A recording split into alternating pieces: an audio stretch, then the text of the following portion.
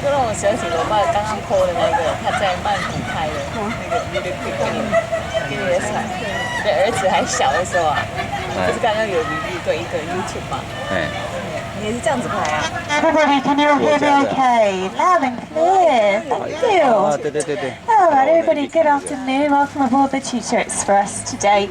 My name is Amy. I will be your tour guide, driving you around the beautiful 75 acres of the Ra Botanic Gardens. So for your own health and safety of others, please remain seated and within the train carriages at all times. So on the 25-minute tour today, there will be 4 stops along the way. You're welcome to hop off at any of these to explore the gardens further by foot.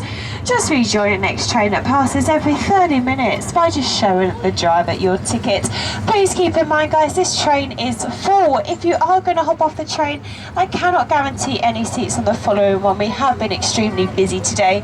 But apart from that, guys, as we drive through the gardens this morning, I will point out some fascinating things, some which are quite unique to Australia. So please just sit back, relax and enjoy the ride. So firstly, everybody looking across the water here, the nearest point of land to us, you can see a group of people gathered there this afternoon. This is Mrs. Macquarie's Point. It is here you'll find the famous Mrs. Macquarie's chair. So this is carved out of sandstone, and this was carved for Elizabeth Macquarie. So she was wife of the Governor Lachlan Macquarie, who funded the gardens in 1860, making them the oldest Royal Botanic Gardens in the country. It is actually this year the gardens are celebrating their 200-year-old anniversary. So if you notice the big 200 sign down on the lawn there where the train's begun, this represents their birthday in June this year. So if you're in Sydney at all that time, everybody, there will be lots of little festivals and celebrations going on. So just keep a little eye out for those. Looking across the lawn here over towards our right, you'll see the 2 most recent and the largest sculptures in the gardens. These are called Wiri, which is Aboriginal for this side of the water. The sculpture just on the right hand side there, this is a hollow dome. It is made out of 16,000 river stones. It will eventually be home to little endangered microbats, no bigger than the size of your palm. The sculpture on the left hand side there, this represents the waves of the harbour. It is made out of 350 tonnes of sandstone.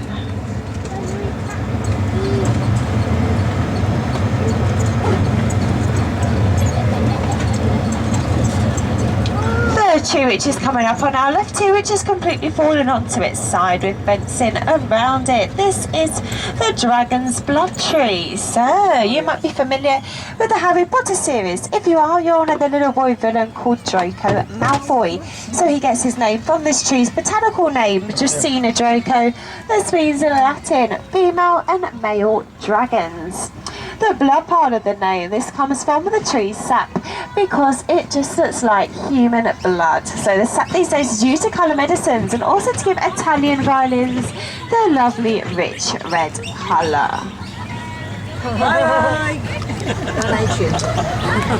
Okay, everybody, this path is extremely bumpy. I will go as smoothly as I can for you all. We've got the twin ponds here on our left hand side. You'll see some cockatoo parrots just in the lawn over on our left here. Cockatoos. Yeah, there's loads of them. 4, 5, 6. You will notice a lot around the gardens here. Some trees do have these plastic covers surrounding the trunks, just like this tree we're passing on our left here. This is to stop the possums from climbing to the top of these specific trees. So some of the trees around the gardens are not native to Australia, so the berries and the leaves at the top are very poisonous, making our little possums a little bit sick. So the gardeners just put some plastic around the trunks there to stop them doing so.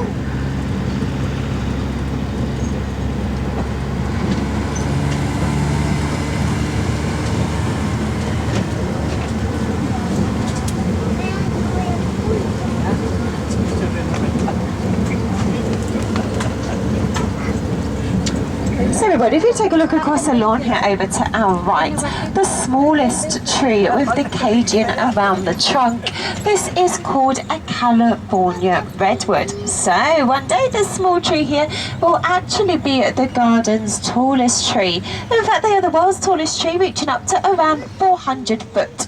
Which is around 120 meters high. To give you a rough idea how tall this actually is, if we take a look behind the California redwood there at the AMP building, one day this tree will eventually grow as tall as this. So it will take to 1,200 to 1,800 years to do so.